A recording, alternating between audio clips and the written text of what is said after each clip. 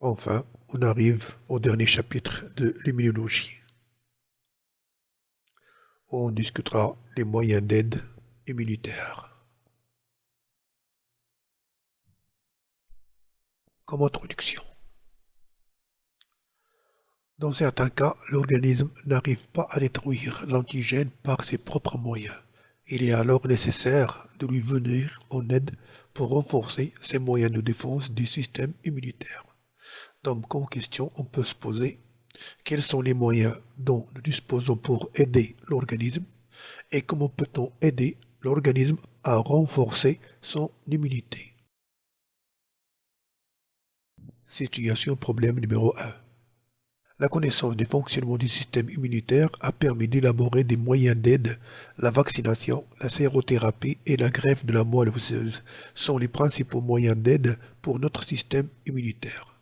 Pour cela, on peut se poser une question. Sur quels principes repose chacune de ces trois techniques, qu'on va voir bien sûr séparément. On commence par la vaccination. Première activité, découverte de la vaccination. On a ici un document qui présente une expérience historique. À la fin du XVIIIe siècle, on s'aperçut que les fermiers en contact avec des bovins atteints de la vaccine, c'est la variole de la vache, qui vient de vacca, en latin signifiant vache, et qui avaient contracté la maladie n'attrapaient jamais la variole humaine. Comme si la vaccine est bénigne aussi bien pour les animaux que pour les humains, protégée contre une maladie beaucoup plus grave et hautement contagieuse chez l'homme qui, à cette époque, pouvait en cas d'épidémie tuer des dizaines de milliers de personnes. C'est alors qu'un médecin de campagne anglais, Edward Jenner, eut l'idée de s'inspirer de cette simple observation pour mettre en œuvre une expérience d'une extrême importance. Nous étions en 1796, Jenner préleva un peu de pus dans une pustule d'une paysanne atteinte de vaccine et décida de l'inoculer à un enfant de 8 ans, James Phillips. Ce dernier ne s'en trouve que très légèrement affecté. Quelques mois plus tard, Jenner fit qu'aucun médecin n'aurait le droit de faire aujourd'hui sans être couvert par de multiples autorisations. Il inocula le virus de la variole au jeune garçon. Le petit James n'eut qu'une réaction très légère, montrant que son système immunitaire le protégeait contre la variole. Ainsi naquit la vaccination. Ce texte est extrait de Quel avenir pour les vaccins de Claude Leclerc, chercheur en immunologie. Comme question, on vous demande que peut-on déduire de ce texte. Donc, comme vous le remarquez ici, Edward Jenner a fait une expérience au hasard et bien sûr, il a eu la surprise de rendre l'enfant immunisé contre la variole humaine.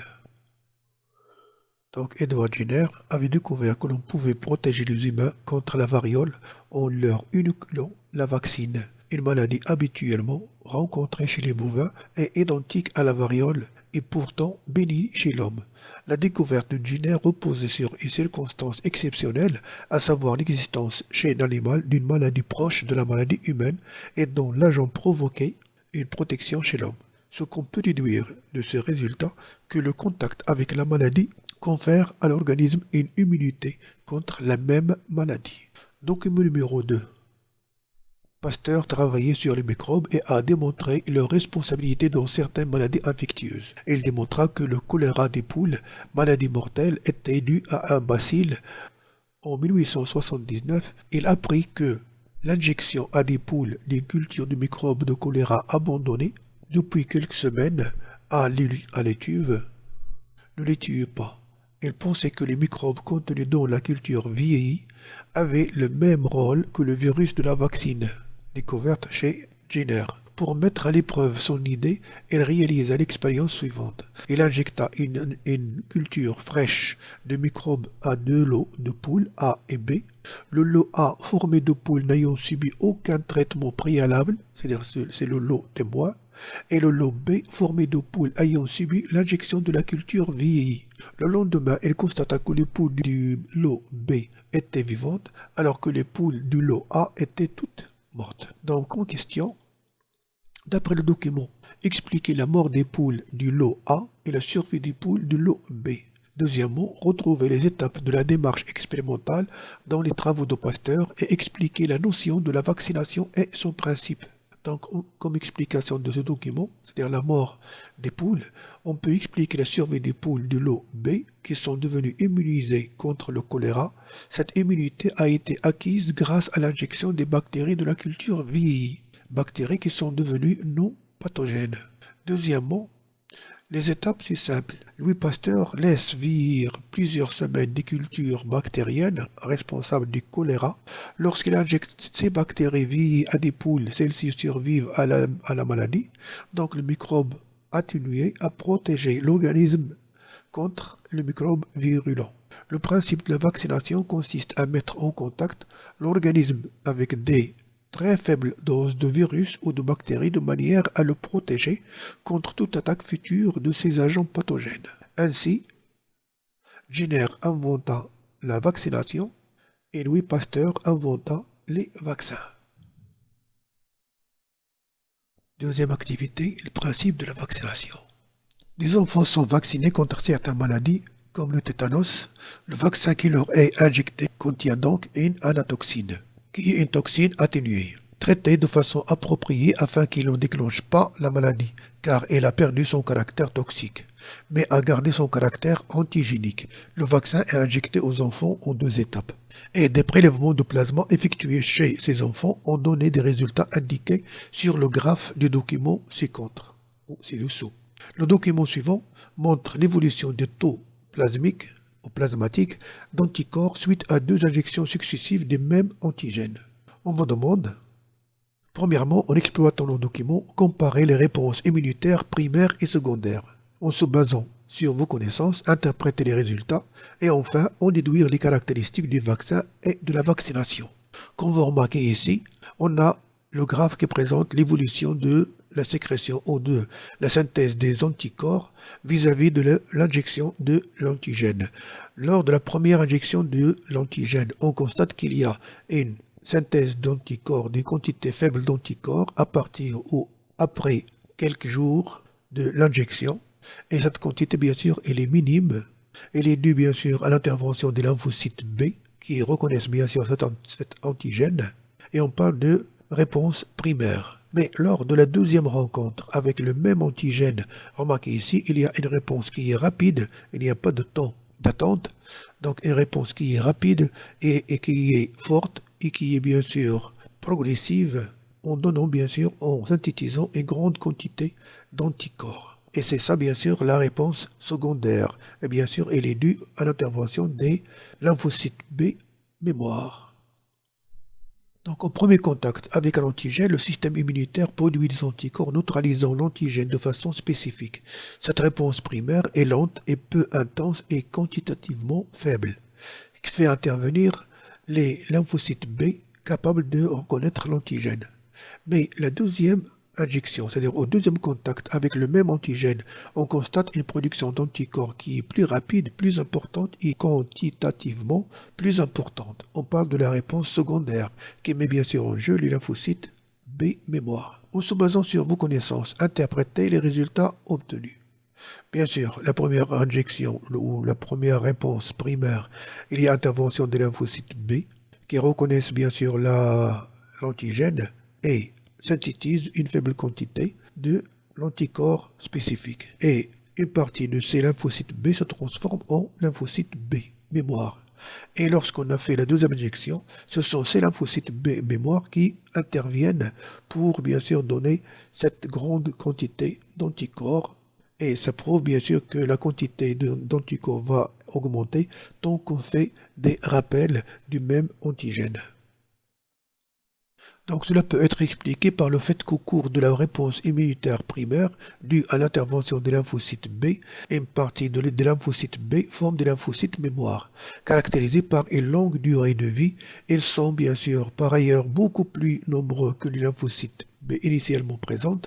Ces lymphocytes sont susceptibles de réagir très rapidement en cas de nouvelle attaque par le même antigène. C'est sur ce principe de mémoire immunitaire que repose la vaccination. on déduire les caractéristiques du vaccin et de la vaccination.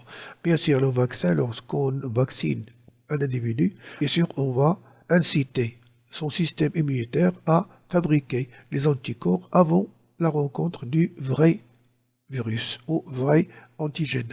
Donc, parmi les caractéristiques du vaccin, bien sûr, c'est une opération qui est préventive, elle est durable et elle est acquise.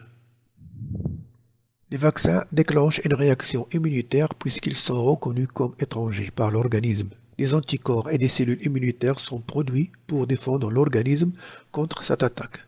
Certaines de ces cellules sont mises en réserve et serviront de mémoire immunitaire en cas de réinfection. En effet, les cellules mémoire déclenchent une réponse beaucoup plus rapide et beaucoup plus efficace lors de la seconde pénétration ou seconde rencontre avec le même antigène. La vaccination est donc une méthode préventive qui protège efficacement et spécifiquement l'individu en lui permettant d'acquérir une mémoire immunitaire contre un antigène précis.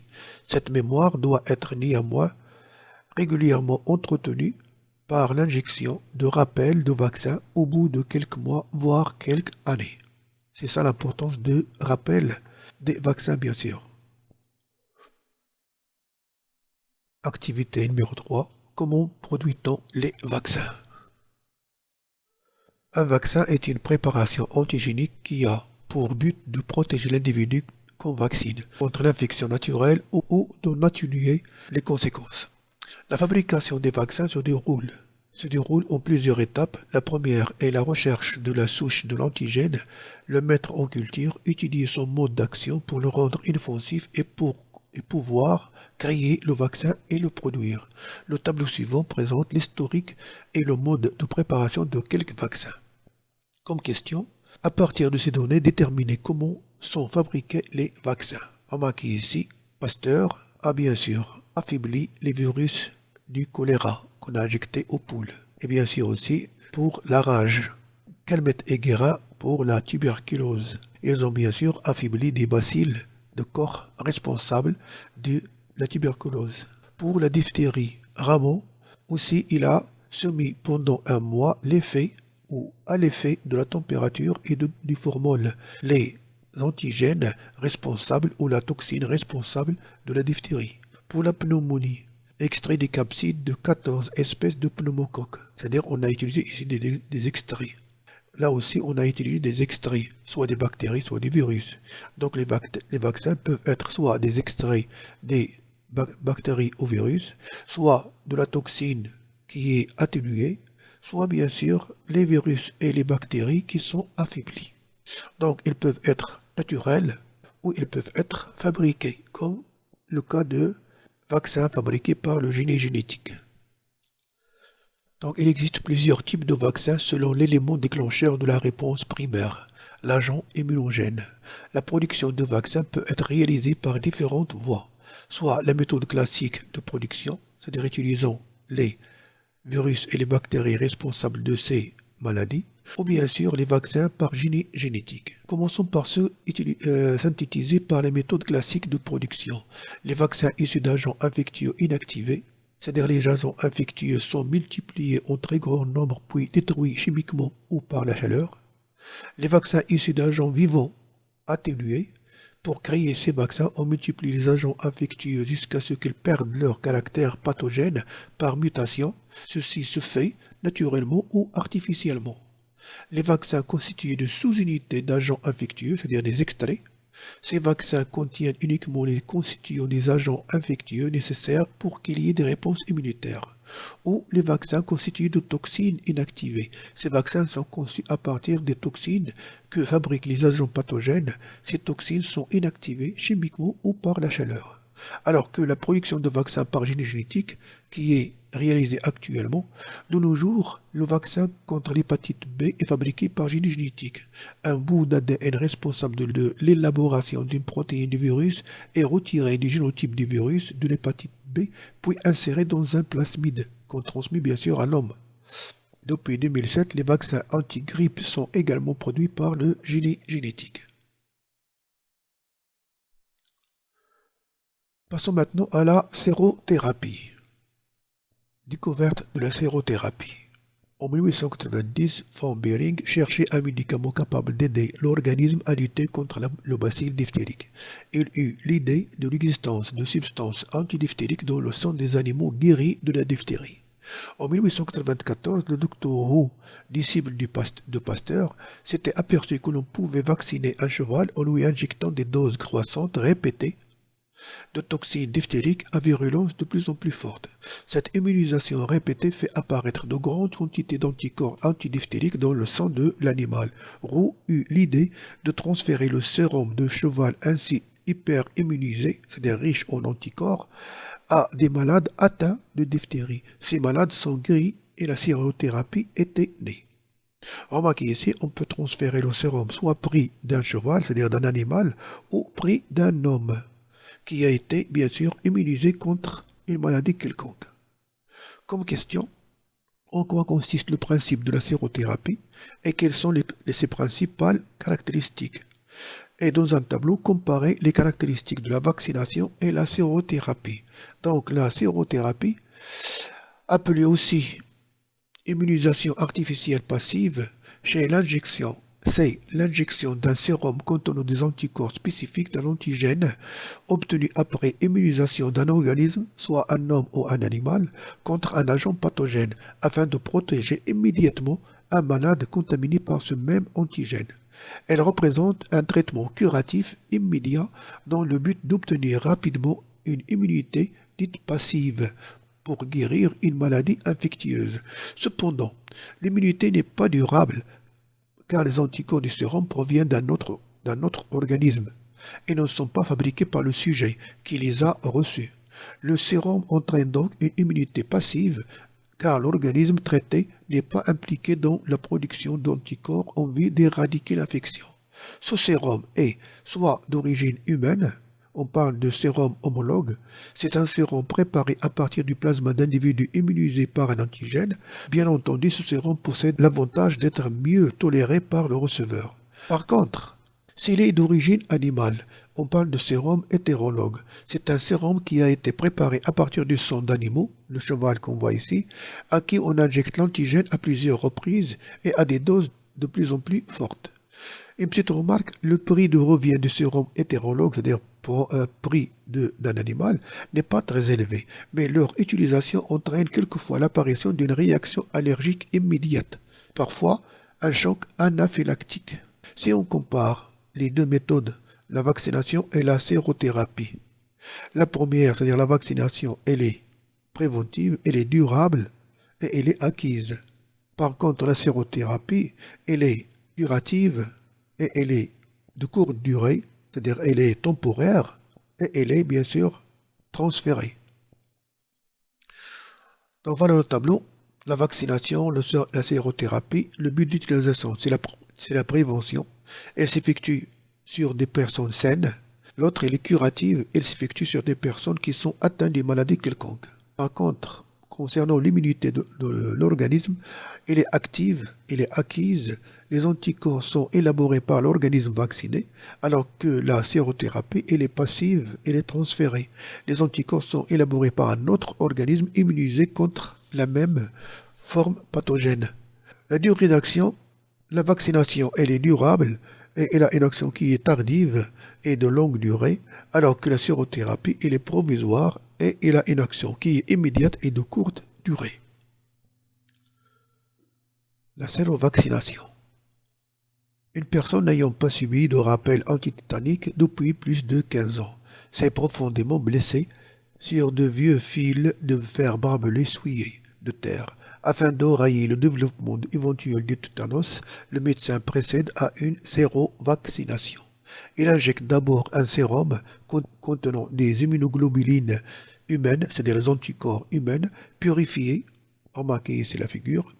Ces immunoglobulines ou ces anticorps sont obtenus à partir du plasma de donneurs bénévoles par une technique de don de sang.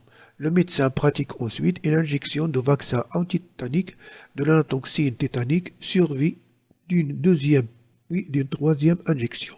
Le graphe ci-contre présente l'évolution du taux des anticorps antitoxines tétaniques dans le plasma du blessé en fonction du temps.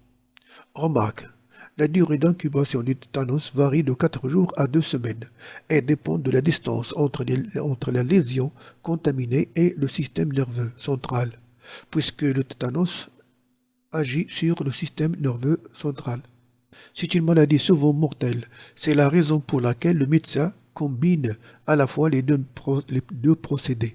La sérothérapie permet une protection immédiate qui va durer jusqu'à ce que l'immunité due au vaccin soit efficace. Donc, comme question, expliquez les différentes variations du taux d'anticorps observés sur le graphe et comparer l'action du sérum à celle du vaccin dans la prévention du tétanos et quel est l'intérêt de la combinaison des deux procédés.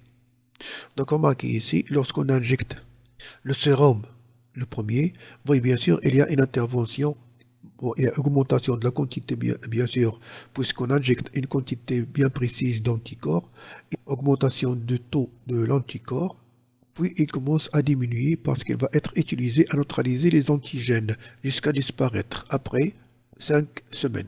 Par contre, lorsqu'on fait une vaccination, elle demande bien sûr un peu de temps pour commencer à répondre. Il y a bien sûr sécrétion ou synthèse d'une quantité d'anticorps. Et lorsqu'on fait un deuxième vaccin, la quantité augmente. Et lorsqu'on fait un troisième vaccin, la quantité devient de plus en plus grande. Donc après injection du sérum, le taux d'anticorps augmente dans le plasma, puis au fur et à mesure que le temps passe, le taux d'anticorps diminue et devient nul après 5 semaines. Donc l'injection de sérum, c'est-à-dire la sérothérapie, permet d'avoir très rapidement un taux élevé d'anticorps, mais ces anticorps se dégradent avec le temps, ce qui explique la diminution rapide de la quantité d'immunoglobuline, c'est-à-dire des anticorps, donc action peu durable. Par contre, après vaccination, la quantité d'anticorps augmente après un délai de 4 jours pour passer de 0,03 UI par millilitre plasma à 0,5 et après le premier rappel, donc ça c'est après le premier rappel, et enfin dépasse 10 UI par millilitre de plasma après le deuxième rappel. Donc la quantité de l'anticorps augmente en fonction du nombre de rappels de ce vaccin. Le corps synthétise l'anticorps à chaque rencontre avec le même antigène d'une façon durable.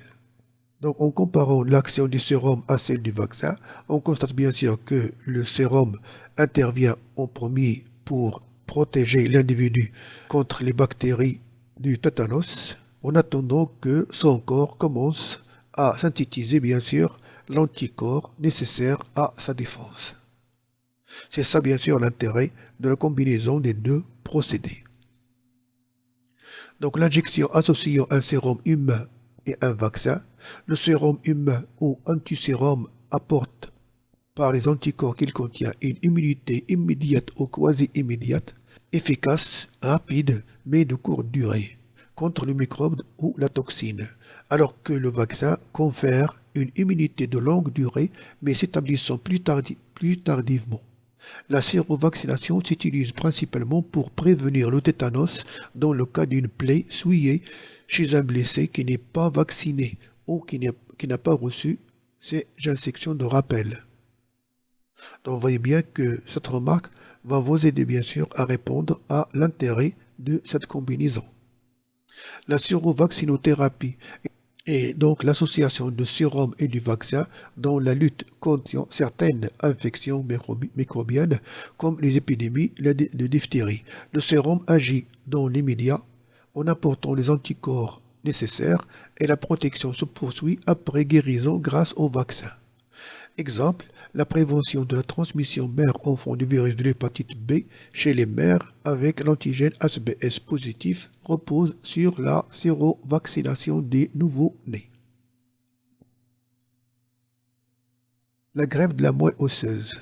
Certains enfants sont dès la naissance incapables de lutter contre les agressions microbiennes et ne produisent pas de cellules immunitaires ou, si l'on produise, elles sont inefficaces. On parle d'une immunodéficience innée.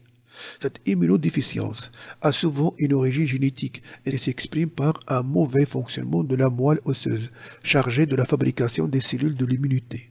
Dès que le diagnostic est établi, ces enfants malades sont placés dans une bulle stérile où l'air est filtré afin qu'il ne contienne aucun micro-organisme. Ils ne mangent que de la nourriture qui est stérilisée et leurs jouets ou leurs livres sont traités chimiquement. Les médecins essaient de limiter la durée de tel séjour en apportant des anticorps par injection ou greffe. En exploitant ces données, définir le déficit immunitaire inné. Ça, on l'a vu bien sûr dans le cas de la déficience immunitaire. On a parlé bien sûr qu'il y a différents types de déficience immunitaire innée. Il y a bien sûr ce qu'on appelle la maladie de DiGeorge, due bien sûr à l'absence des lymphocytes B, c'est-à-dire l'absence des anticorps. La maladie de DiGeorge, due à l'absence des lymphocytes T, C bien sûr. Et bien sûr la maladie de déficience combinée, sévère combinée, qui est due bien sûr à l'absence des deux systèmes, à la fois immoral et cellulaire. Et bien sûr, il peut y avoir aussi des déficiences au niveau de l'immunité non spécifique. Le déficit immunitaire désigne une pathologie caractérisée par une insuffisance, voire une absence de certaines fonctions immunologiques. L'organisme est alors fragilisé face aux agressions extérieures et agents pathogènes. Les maladies de déficit immunitaire primaire sont des maladies héréditaires, caractérisées par un déficit inné de réponse immunitaire généralement décelé dès l'enfance.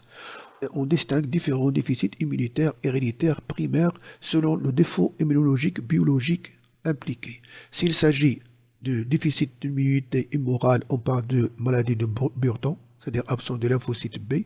Déficit de l'immunité cellulaire, appelé maladie de DiGeorge, dû bien sûr à l'absence de lymphocyte T. Déficit immunitaire combiné, qui touche à la fois l'immunité cellulaire et l'immunité immorale. On parle de DIC, déficit immunitaire combiné. Déficit immunitaire non spécifique, touchant bien sûr les cellules phagocytaires et le complément immunitaire bien sûr. Dans le cas de l'immunodéficience innée, certains acteurs de la défense immunitaire ne sont pas fabriqués correctement. Ce manque s'exprime par un mauvais fonctionnement de la moelle osseuse, chargée de la fabrication des cellules de l'immunité. C'est pour cela qu'il est parfois possible de corriger une immunodéficience innée grâce à une greffe de moelle osseuse. Alors comment se fait cette greffe? La greffe ou transplantation de la moelle osseuse est une intervention médicale consistant à transférer une moelle osseuse d'un individu sain à un autre souffrant d'une pathologie de sa moelle. Les premières transplantations ou greffes de la moelle osseuse ont été faites chez des êtres humains en 1957 à New York, mais ont malheureusement abouti au décès des 6 receveurs en moins de 3 mois. Cependant, de nos jours, avec les progrès affichés dans la médecine, la greffe est devenue de plus en plus facile. Pour faire la greffe de la moelle osseuse, il est indispensable de respecter un ensemble de conditions. La figure ci-contre présente les principaux étapes et conditions de la greffe de la moelle osseuse. En exploitant les données de ce document, précisez le but de la transplantation de la moelle osseuse et les étapes nécessaires pour cette opération. Vous voyez bien sûr, on a un donneur et on a un receveur. On prend bien sûr la moelle osseuse du donneur sain, la traiter bien sûr, pour bien sûr la donner à l'individu receveur. Et pour cela, bien sûr, il doit y avoir un test de d'histocompatibilité. Et bien sûr, prélèvement ou certaines techniques qu'on doit traiter, bien sûr, qu'on doit réaliser pour traiter la moelle osseuse avant sa perfusion chez le sein. Donc, vous voyez ici un os, la moelle osseuse, c'est-à-dire source des cellules sanguines, à la fois rouges et blanches, c'est-à-dire leucocytes, etc. Bien sûr, ces cellules vont être transférées ou données à un individu qui est malade par injection. Alors pour cela, on doit bien sûr préciser le but de la transplantation et les étapes. Le rôle de la moelle osseuse est extrêmement important car elle est riche en cellules sous-hématopoïétiques qui renouvellent régulièrement les cellules de sang, globules rouges, globules blancs, plaquettes sanguines. Pour traiter certaines maladies de fonctionnement de globules blancs, déficit immunitaire par exemple, une greffe de la moelle osseuse peut être réalisée. Elle consiste à prélever la moelle osseuse pour la transférer d'un sujet donneur bien portant, sain et histocompatible au patient receveur. La transplantation nécessite plusieurs conditions. La sélection d'un donneur. Il est indispensable de trouver un donneur ayant un système CMH est un groupe sanguin compatible à ceux du malade. En effet, il est fort probable que deux membres d'une fratrie, c'est-à-dire frères et sœurs, possèdent le même CMH. Le test d'histocompatibilité entre le donneur et le receveur se fait in vitro. Deuxièmement, traitement du greffon, c'est-à-dire la moelle osseuse qu'on a prise. Les lymphocytes B et T matures dans le greffon sont détruites par des anticorps spécifiques pour éviter toute réaction immunitaire contre les cellules du receveur. Seules les cellules souches hématopoïétiques sont conservées. Les globules rouges dans le greffon sont isolés pour éviter leur agglutination en cas de non-compatibilité des groupes sanguins. Quatrièmement, traitement des receveurs. Avant de pouvoir recevoir la greffe, le malade doit être préparé. En effet, sa moelle malade doit être complètement détruite. Pour cela, il va recevoir une chimiothérapie pendant une dizaine de jours, complétée par une séance de radiothérapie. Cela bien sûr va conduire le malade dans une chambre stérile puisque ces dernières barrières immunologiques auront été levées. Maintenant la greffe. Lorsqu'on veut faire la greffe, ou la greffe effective est réalisée de manière assez simple, sous la forme d'une perfusion par laquelle la moelle préparée est reçue par le malade. Les cellules greffées vont alors prendre leur place dans les os pour progressivement reconstituer tout le tissu de la moelle osseuse et reprendre la production de différentes cellules sanguines.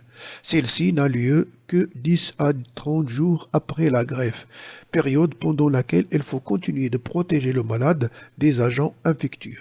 Et dernièrement, bien sûr, il faut suivre le malade par des vérifications de la réussite par des examens médicaux. Désensibilisation allergique, appelée aussi immunothérapie allergique, consiste à induire un état de tolérance de l'organisme vis-à-vis de l'allergène. Administrer pendant une période de longue durée, c'est-à-dire plusieurs années, des extraits d'allergènes à dose croissante et progressive de façon à éduquer le système immunitaire et à le rendre, c'est-à-dire à rendre la personne tolérante à la substance, c'est-à-dire à l'allergène. Le but est de modifier la réponse immunitaire de façon, par exemple, qu'elle produise un autre ou une autre classe d'anticorps que les immunoglobulines E, IgE, responsables des allergies. Les autres traitements sont symptomatiques. L'utilisation d'antihistaminiques vise à supprimer ou diminuer la réponse inflammatoire qui provoque les diverses manifestations allergiques. Donc ceci est utilisé pour l'allergie.